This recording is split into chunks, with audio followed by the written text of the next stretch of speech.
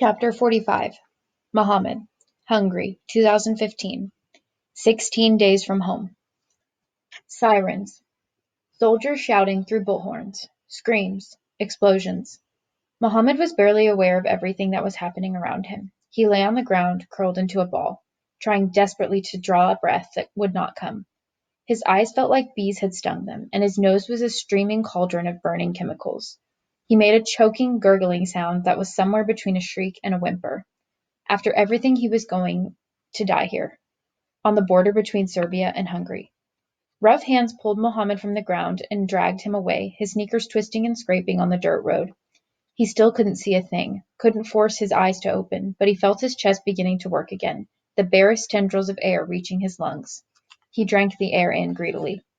Then he was thrown to the ground, and someone pulled his hands behind him and tied them together with a thin piece of plastic. It cinched painfully tight, and Mohammed was lifted again and rolled onto the flat metal bed of a truck. He lay there, still gasping for breath, the plastic zip tie cutting angrily into his wrists as more people were tossed into the truck beside him. Then Mohammed heard the truck's doors slam and the engine start, and they were moving. Mohammed's breathing finally came back to something like normal, and he was able to sit up and open his bleary eyes. There were no windows in the van, and it was dark, but Mohammed was able to see the other 9 men with him, all of them red-eyed and crying and coughing from the tear gas, and all of them handcuffed with zip ties, including Mohammed's father. "Dad!" Mohammed cried. He worked his way across the floor of the bouncing van on his knees and fell into his father. They put their heads together. "Where are Mom and Walid?" Mohammed asked. "I don't know. I lost them in the chaos," Dad said. His eyes were red-ringed and his face was wet from tears and snot. He looked terrible, and Mohammed realized he must look just as bad. Mohammed thought the van would stop soon, but it drove on and on. "Where do you think we're going?" Mohammed asked. "I don't know. I can't reach my phone," Dad said. "But we've been in this van for a long time. Maybe they're taking us to Austria." "No," one of the other men said. "They're taking us to prison." "Prison? For what?" Mohammed wondered. "We're just refugees. We haven't done anything wrong." The van stopped, and Mohammed and the other refugees were unloaded into a building one of the soldiers called an immigration detention center. But Mohammed could tell it was really a prison. It was a long single-story building with a barbed wire fence surrounding it, guarded by Hungarian soldiers with automatic rifles. A soldier cut the zip tie off Mohammed's wrists.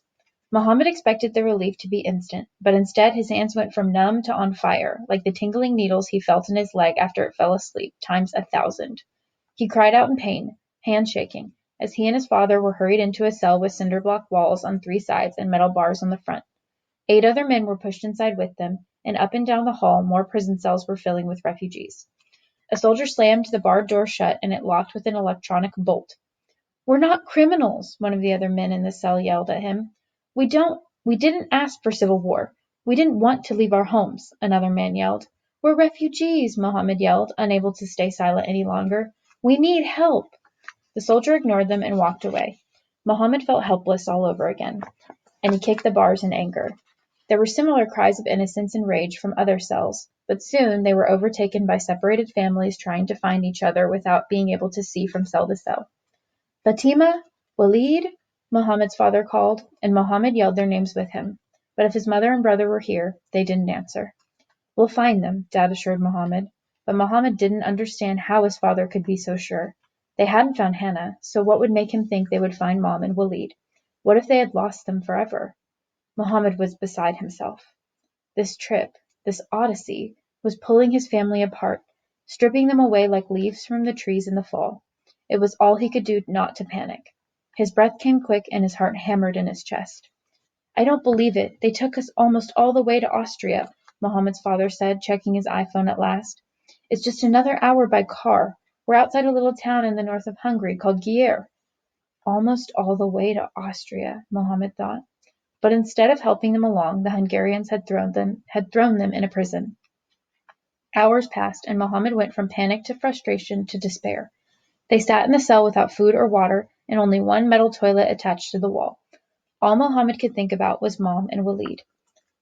Were they in some Hungarian prison somewhere too, or had they been pushed back across the border into Serbia? How would he and Dad ever find them again? He slumped against the wall. "I have to say, this is the worst hotel I've ever stayed in," Dad said. He was trying to joke again. His father was always joking, But Mohammed didn't think that any of this was funny at all. At last, soldiers with nightsticks came to their cell and told them in Arabic to line up to be processed. "We don't want to be processed," Dad said. "We just want to get to Austria. Why not just take us all the way to the border? We never wanted to stay in Hungary anyway." A soldier whacked him in the back with a nightstick, and Mohammed's father collapsed to the ground. "We don't want your filth here either," the guard yelled in Arabic. "You're all parasites." He kicked Mohammed's father in the back, and another soldier hit Mohammed's father again and again with his nightstick. "No!" Mohammed cried. "No, don't! Stop!" Mohammed begged. He couldn't bear to see his father beaten. But what could he do? "We'll do it. We'll be processed," Mohammed told the guards. That was all it took to surrender. The guard stopped beating his father and ordered everyone to line up. Mohammed helped his father to his feet.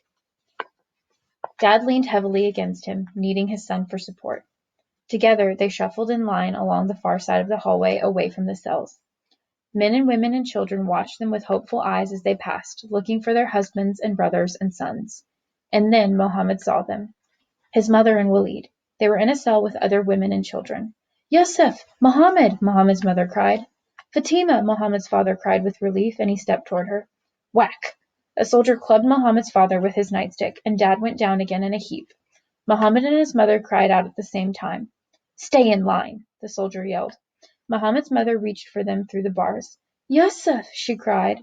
"No, Mom, don't!" Mohammed cried. The soldier clanged his nightstick against the metal bars, and she retreated inside her cell. Mohammed got his father up again and helped him into what the soldiers called the processing center. There, clerks sat behind long tables taking down information from the refugees. When Mohammed and his father got to the front of their line, a man in a blue uniform asked them if they wanted to claim asylum in Hungary. "Stay here? In Hungary? After you've beaten me? Locked my family up like common criminals?" Mohammed's father asked, fists clenched and shaking. Mohammed still had to help him to stand. "Are you joking? Why can't you just let us go to Austria? Why do we need to be processed? We don't want to stay here 1 second longer than we have to." The policeman shrugged. "I'm just doing my job," he said.